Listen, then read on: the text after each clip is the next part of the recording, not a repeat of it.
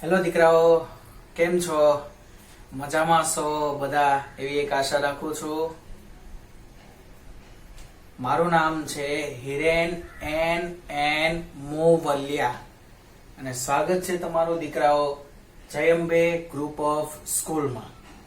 ચાલો તો હવે આપણે આગળનો ટોપિક ભણીએ, જે આપણો છે ચલ બળ વડે થતું કાર્ય.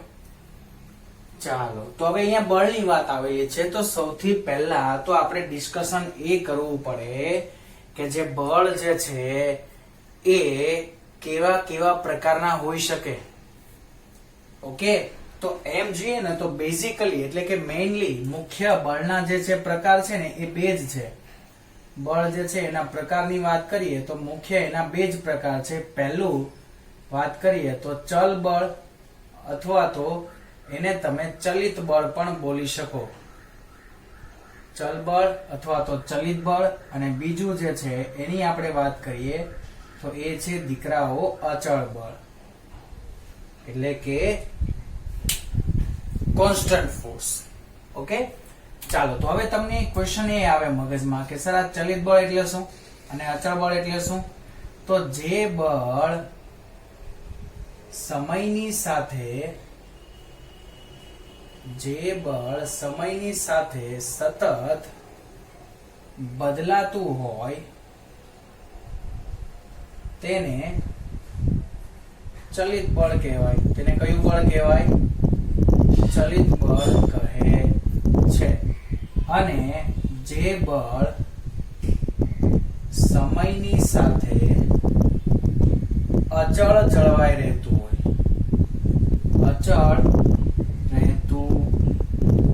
હોય તેને અચળ બળ કહેવાય.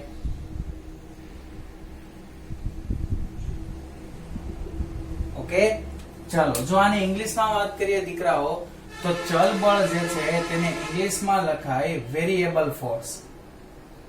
ચલ બળ જે છે એને ઇંગ્લિશમાં કહેવાય વેરિયેબલ ફોર્સ અને અચળ બળ છે એને કહેવાય નોન વેરિયેબલ. કોન્સ્ટન્ટ ફોર્સ એવું ના કહી શકો તમે. ઓકે, એને શું કહેવાશે? ચલિત અને અચળ. તો બે પ્રકારના જુદા જુદા આપણી પાસે બળો આવે. એક તો ચલ બળ આવે અને બીજું જે છે તે અચળ બળ આવે. પણ વ્યવહારમાં આ જે વસ્તુ જે છે એ શક્ય નથી. કેમ શક્ય નથી સર? હવે અચળ બળ એટલે કે સમયની સાથે કોઈ પણ દિવસ એ બળ બદલાવવું જોઈએ નહીં. હવે એવી કઈ પરિસ્થિતિ જે છે વિચારો કે જેમાં સમયની સાપેક્ષમાં જે તે પણ બળ હોય તે બળ બદલાતું ના હોય. સર એવું અમે વિચારીએ તો સર આપણે બાઇક લઈને જઈએ છીએ, તમે બાઇક લઈને જાઓ છો, તમે એક્સેલરેટર આપો છો, એટલો ને એટલો જ એક્સેલરેટર તમે ફિક્સ એને આપી દો છો, છતાં પણ તમારી જે બાઇક છે તે અમુક રસ્તા પર 40 મીટર પર સેકન્ડની સ્પીડે જતી હશે, તે અમુક રસ્તા પર 45 મીટર પર સેકન્ડની ઝડપે જતી હશે અને અમુક રસ્તા પર એટલું જ બળ એપ્લાય કરો છો છતાં પણ તે પોતે 35 મીટર પર સેકન્ડની બળે જતી હશે, ઝડપે જતી હશે. બીજા ઉદાહરણની વાત કરીએ કોઈ કે તમે ચાલો કે કોઈ કામ કરી રહ્યા છો. શું તમે તે કામ તમારું જે છે એ સતત એના એ જ બળેથી તમે કન્ટિન્યુઅસલી કરી શકશો? વિચારો તો આપણે જે કોઈ પણ કામ કરી રહ્યા છીએ, શું આપણે એ કામ એના એ જ શક્તિ બળથી એટલા જ બળથી આપણે કન્ટિન્યુઅસલી કરી શકીએ સમયને અનુરૂપ? ના સર, ના થાય. કોઈ પણ દિવસ એ વસ્તુ શક્ય નથી. ચાલો કે તમે સ્પોર્ટની વાત કરો, ચલો તમને લોકોને જે પણ ગેમ પસંદ હોય તે ગેમ તમે રમો છો. હવે એ ગેમમાં વિચારી લો તમે શરૂઆત જ્યારે તમે ગેમની કરો છો ત્યારે તમારો સ્ટેમિના કેટલો હોય અને ત્યારે તમે કેટલા બળથી એમાં સ્ટ્રોક મારો છો.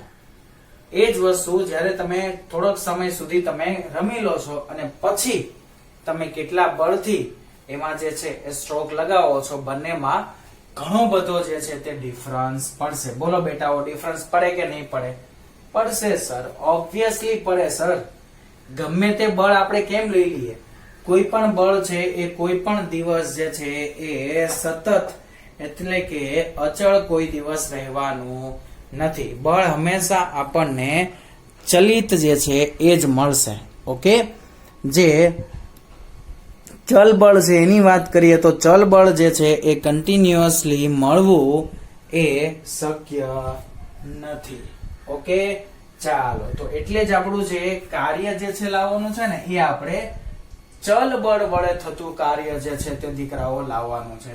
આમે વ્યાખ્યા એટલે લખેલી છે કે તમારી ટેક્સ્ટ બુકમાં છે નહીં, તમને સમજાવેલું નથી કેટલા પ્રકાર હોય, કેવું બળ હોય, શું છે, કઈ નહીં. ઓકે, આ જસ્ટ જે છે તમારી જાણકારી માટે છે.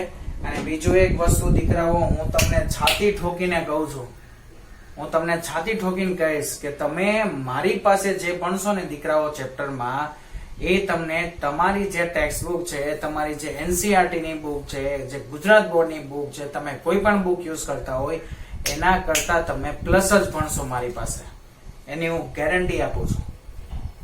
ચાલો, તો આ બે પ્રકારના બળો છે. એમાં આપણે જે ચલ બળ છે એ ચલ બળ દ્વારા થતું જે કાર્ય છે તે કાર્ય વિશેની આપણે વાત કરવાની છે.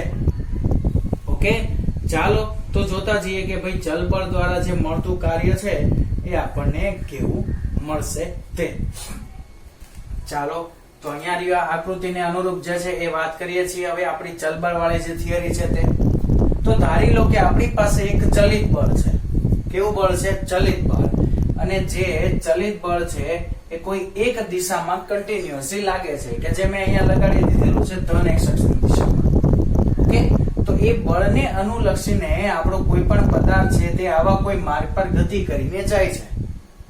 જ્યારે બળ ઓછું હશે ત્યારે આવો કોઈ માર્ગ હશે, વધી જાય એટલે ઉપર જતું રહેશે, પાછું નીચે આવશે. એ રીતે મતલબમાં તે પોતે ગમે તેવા આકારના જે આપણો ગ્રાફ છે તેના ઉપર તે પોતે ગતિ કરીને જાય છે. હવે આપણે વાત કરવાની છે કે ભાઈ આના દ્વારા થતું આપણે કાર્ય લાવવાનું છે. હવે આ કાર્ય કેમ લાવવું? તો ધારી લઈએ કે આપણો જે પદાર્થ છે તે પદાર્થે શરૂઆત કરેલી છે અહીંયાથી. આ આપણી જે છે એ શરૂઆતની સ્થિતિ છે, જેને મેં સ્થાન આપી દીધેલું છે, જેને સ્થાન કીધેલું છે મેં xi, અને જે અંતિમ સ્થિતિ છે એને મેં સ્થાન આપી દીધેલું છે અને એને કહી દીધેલું છે xf. હવે સર આપણે એક વસ્તુ તો નોર્મલી વિચારી શકીએ. આ તમારે વિચારવાનું છે દીકરાઓ, એની કોઈ જે છે એક કોન્સેપ્ચ્યુઅલ કોઈ થિયરી નથી. હવે આપણે એવું વિચારી શકીએ કે એક એકદમ ખૂબ જ નાનો એવો સૂક્ષ્મ જે એક સમયગાળો લઈ લઈએ. કેવો સમયગાળો લઈએ? એકદમ સૂક્ષ્મ સમયગાળો લઈએ, એકદમ નાનો સમયગાળો લઈએ. એ સમયગાળાને અનુરૂપ એકદમ સૂક્ષ્મ સ્થાનાંતર લઈએ. સ્થાનાંતર પણ કેવું લઈએ? એકદમ સૂક્ષ્મ, એકદમ સૂક્ષ્મ ઇત્તુસા લઈએ આપણે. ઓકે, તો એકદમ નાનું એવું આપણે સ્થાનાંતર લીધેલું છે અને સૂક્ષ્મ એવા સમય માટે. તો એ સ્થાનાંતર દરમિયાન જે લાગતું આપણું બળ છે, તો આટલા સ્થાનાંતર દરમિયાન લાગતું જે બળ છે એની વાત કરીએ તો આ જે બળ છે જેને f of x કહીએ, તો આટલા સમય માટે અથવા તો આટલા સ્થાનાંતર માટે તે જે બળ છે તેને હું અચળ બળ છે એવું કહી શકું. કેમ કે સૂક્ષ્મ માટે તો એ જે બળનો ફેરફાર છે એકદમ નહીવત હોય, તો આટલા માટે તો આ જે બળ છે તેને સર આપણે અચળ બળ કહી શકીએ કે એમાં કોઈ ફેરફાર થતો નથી. પણ ફક્ત કેટલા માટે? કે જ્યારે સ્થાનાંતર કેટલું હોય? ડેલ્ટા x જેટલું સૂક્ષ્મ સ્થાનાંતર હોય ત્યારે. તો આ જે અચળ બળ છે તે અચળ બળ દ્વારા જે થતું કાર્ય છે એની વાત કરીએ આપણે, તો અચળ બળ દ્વારા થતું કાર્ય ડેલ્ટા w બરાબર શું લખાય? f of x into delta x. કેટલું થશે કાર્ય? તો સર એ અચળ બળ છે, તે અચળ બળ દ્વારા થતું જે કાર્ય છે તે અચળ બળ દ્વારા થતું આપણને કાર્ય મળે છે f of x into delta x જેટલું. તો સર હવે એ તમારે બળ લાવવું હોય તો તમે આવી નાની નાની આજે આપણો આખો એક પથ છે તે પાથની તમે આવી નાની નાની ખૂબ જ પટ્ટીઓ જે છે બનાવી શકો. આવી નાની નાની તમે એને અસંખ્ય પટ્ટીઓ બનાવી શકો જે નાના સૂક્ષ્મ સ્થાનાંતર માટે બળ અચળ રહેતું હોય એવા માટે. તો આવી નાની નાની પટ્ટીઓ જે છે એને આપણે બનાવતા જઈએ અને સર આવી નાની નાની તો આપણે લગભગ અગણ્ય પટ્ટીઓ બનાવી શકીએ. ક્યાંથી ક્યાં લઈને? તો કે xi જે છે એ અહીંયાથી શરૂઆત કરીને આપણે એન્ડ જે છે તે xf સુધીની ડેલ્ટા x જેટલી પહોળાઈની ઘણી બધી પટ્ટીઓ બનાવી શકીએ અને જો આ બધી જ પટ્ટીઓનું કુલ સરવાળો કરીએ તો આપણને કુલ કાર્ય મળે. બોલો મળે કે ના મળે? તો કુલ કાર્ય W બરાબર કેટલું થાય? તો કે આ જે બધી પટ્ટીઓ છે એનો સરવાળો. હવે ધારી લઈએ કે આવી જે પટ્ટીઓ જે છે, ચાલો તો એ બધા કાર્યો જે છે એનો સરવાળો કરતા જઈએ તો delta W1 plus delta W2 plus up to delta Wn લખાય. એટલે કે આવું જે કાર્ય મળે છે, આ પહેલી પટ્ટીની આપણે વાત કરી તો અહીંયા જે આપણને કાર્ય મળ્યું, ધારો કે ડેલ્ટા W1, અહીંયા જે કાર્ય મળે છે એને કહી દઈએ ડેલ્ટા W5 6 કે ગમે તે. ઓકે, અને આને કહી દઈએ ડેલ્ટા Wn જે આપણું લાસ્ટ પદ છે. તો સર આવા તમને જેટલા કાર્ય મળે બધાના શું કરતા જાઓ? સરવાળા કરતા જાઓ. બધાનો સરવાળો કરતા જાઓ અને છેલ્લે જે મળે તે આપણને કુલ કાર્ય મળે, કુલ જે અંતર કપાયેલું છે એના માટે. તો આ થતું કુલ કાર્ય આ રીતે.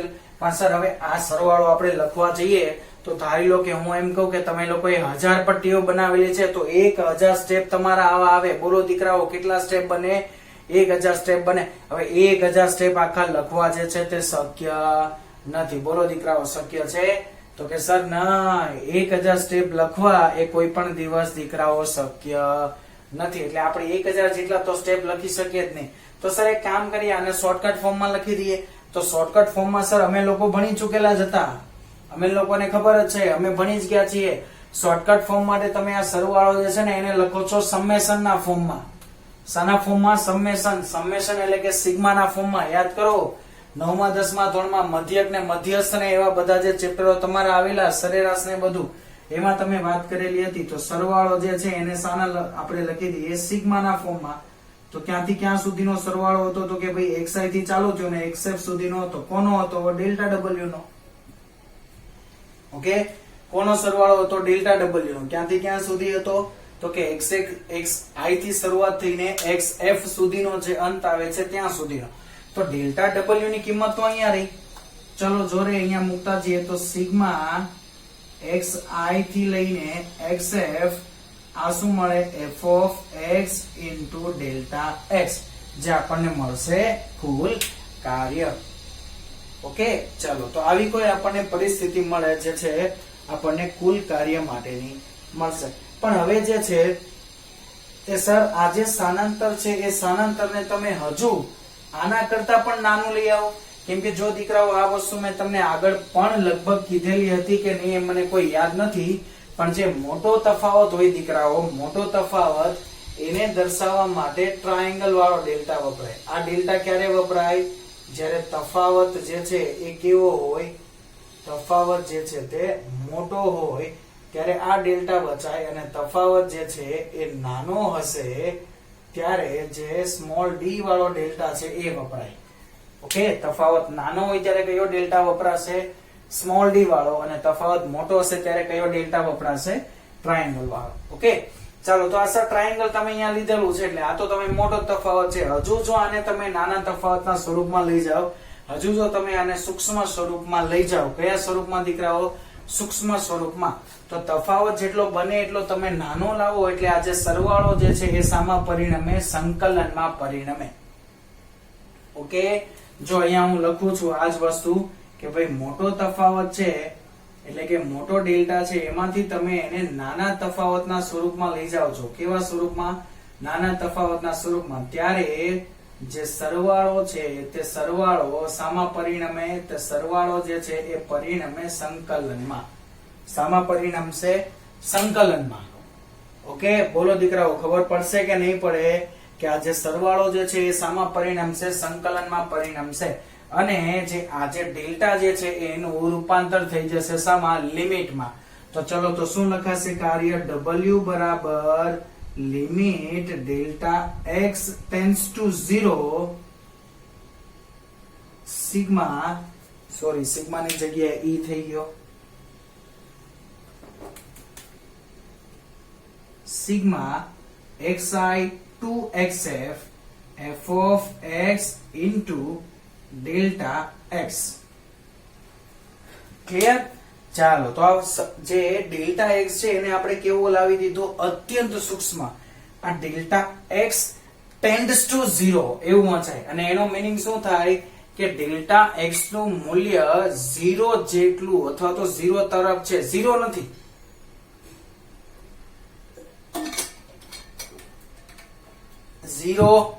પણ એને આપણે એટલું સૂક્ષ્મ તરફ લઈ જવાનો પ્રયત્ન કરીએ છીએ, એટલું સૂક્ષ્મ તરફ આપણે એને લઈ જવાનો પ્રયત્ન કરીએ છીએ કે આ જે કાર્ય છે તે આપણું એકદમ સ્મોલ તફાવતના સ્વરૂપમાં પરિણમે. એટલે આ જે તફાવત છે એ પરિણમશે શામાં? સંકલનમાં.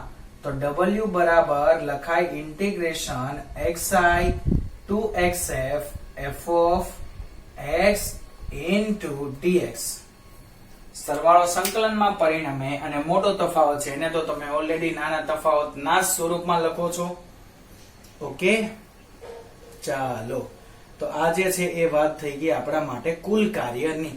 પણ હવે સર જો કુલ કાર્ય આપણે અહીંયા હમણાં લખેલું હતું, આને અનુસંધાનને રૂપ આપણે જો કાર્ય લખીએ ને તો સર આ f of x જે છે, જો બીજું એક આપણે વાત કરીએ ભાઈ આપણે કુલ કાર્ય કેટલું અત્યારે દર્શાવ્યું પહેલા તો ડેલ્ટા w બરાબર f of x into delta x એવું આપણે લખવું.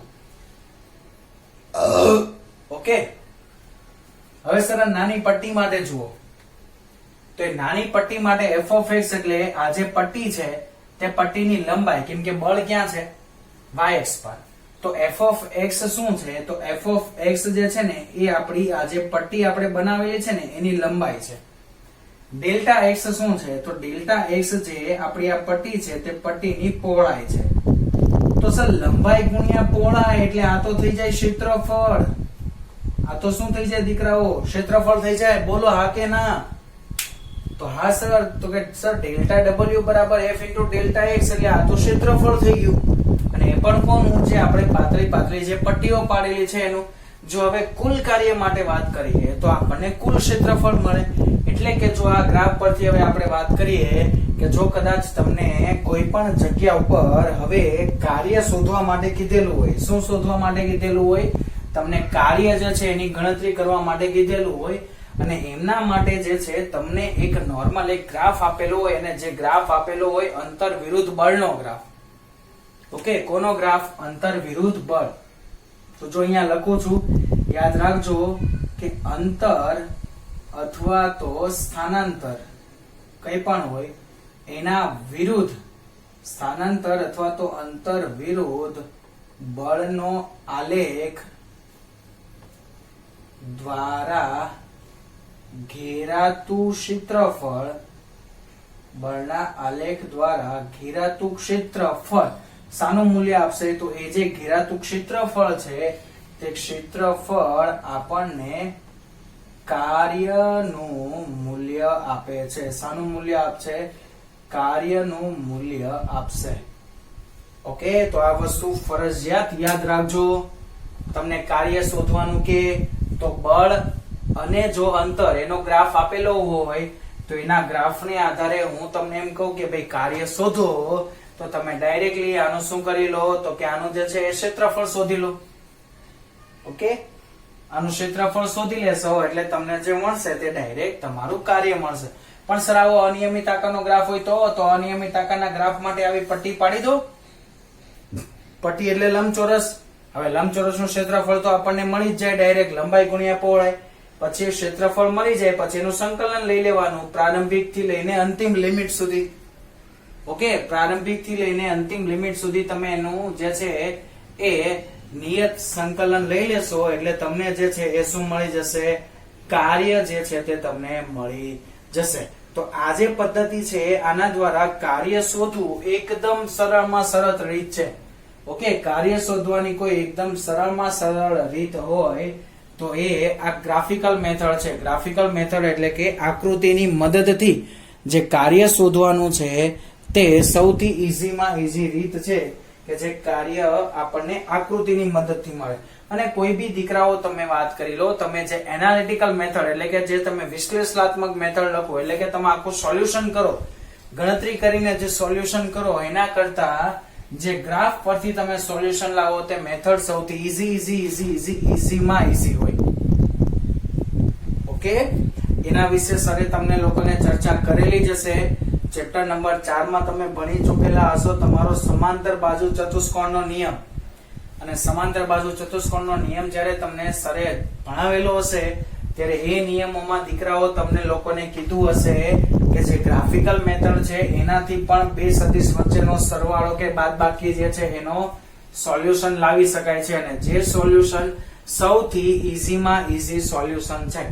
ઓકે, સૌથી ઈઝીમાં ઈઝી કોઈ સોલ્યુશન હોય તો એ બે સદિશો જે છે એનો સરવાળો અને બાદબાકી જે છે એ પણ શાને આધારે, તો કે એનો સરવાળો અને એનો બાદબાકી જે છે એ તમે ગ્રાફિકલ મેથડ ને આધારે કરો તે સૌથી ઈઝીમાં ઈઝી વે છે. ઓકે, તો આજે અહીંયા સુધી રાખીએ આપણું આ જે સેશન છે તેમાં જે ચલબળ વડે થતું કાર્ય છે ત્યાં સુધી. ઓકે, તો હવે જો કદાચ તમને પૂછાય કે ચલબળ વડે થતું કાર્ય, તો તમે ડાયરેક્ટલી જે છે કહી શકો કે સર આ ચલબળ દ્વારા જે ઘેરાતો જે ગ્રાફ છે તે આ ઘેરાતા ગ્રાફનું જે ક્ષેત્રફળ હોય આપણું, તે ઘેરાતા ગ્રાફનું ક્ષેત્રફળ આપણને કાર્યનું મૂલ્ય આપે. શાનું મૂલ્ય આપે? કાર્યનું મૂલ્ય. કોણ? તો કે બળ અને સ્થાનાંતરનો જે ગ્રાફ છે તે ગ્રાફ દ્વારા ઘેરાતું જે ક્ષેત્રફળ છે તે ક્ષેત્રફળ શાનું મૂલ્ય આપશે? તો એ ક્ષેત્રફળ છે તે આપણને મૂલ્ય આપશે આપણા કાર્યનું. ઓકે, યાદ રહેશે દીકરાઓ? ચાલો તો આજે અહીંયા સુધી રાખીએ દીકરાઓ. હવે પછીનો આપણા નેક્સ્ટ સેશનમાં જોઈશું. તો દીકરાઓ bye bye, take care, stay healthy and stay happy દીકરાઓ. Bye bye, see you soon.